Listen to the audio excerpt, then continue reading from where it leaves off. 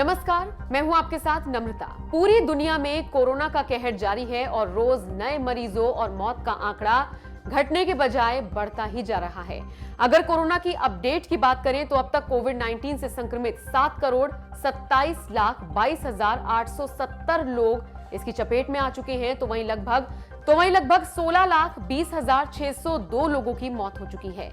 इसी बीच अब कई देशों के पास और कई कंपनियों के पास कोरोना को रोकने के लिए टीका भी उपलब्ध है और कई देशों ने टीका लगाना शुरू भी कर दिया है, जैसे कि ब्रिटेन, अमेरिका, रूस और चीन जैसे देश टीका लगाना शुरू कर चुके हैं। तो कुछ देश अपने देश में टीका लगाने की डेट का ऐलान कर चुके हैं। इन्हीं देशों में भारत भी है। भारत में भी टीका लगाने की पूरी तैयारियां शुरू हो गई हैं और लग रहा है कि ये टीका अगले साल लोगों के पास होगा। खबरों की माने तो भारत में कोरोना वैक्सीन के लगाने की शुरुआत अगले साल जनवरी से हो सकती है और अक्टूबर तक सभी देशवासियों को वैक्सीन की खुराक मिल सकती है। ये दावा है सीरम इंस्टीट्यूट ऑफ इंडिया के सीईओ अदार पूनावाला का। उनकी माने तो इस महीने के अंत तक वैक्सीन के इमरजेंसी इस्तेमाल की इजाजत मिल सकती है और अगले साल से टीकाकरण शुरू हो जाएगा और ये टीकाकरण अक्टूबर 2021 तक चलेगा। इसके बाद जिंदगी पूरी तरह से सामान्य हो जाएगी।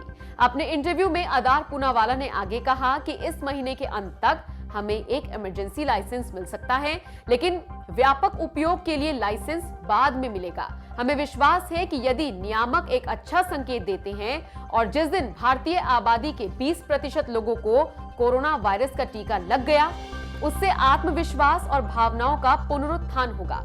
आपको बता दें, पिछले दिनों प्रधानमंत्री मोदी ने सीरम इंस्टीट्यूट ऑफ इंडिया का दौरा किया था और कोरोना वैक्सीन की तैयारियों का जायजा भी लिया था। इस दौरे से पहले सीईओ अदार पूनावाला ने कहा था कि उनकी कंपनी का फोकस है कि एस्ट्राजेनेका की वैक्सीन सबसे पहले भारत में दे, उसके बाद दुनिया के अन्य देशों में सप्लाई करें। सीरम इंस्टीट्यूट एस्ट्राजेनेका दवा कंपनी की वैक्सीन का उत्पादन भारत में कर रही है।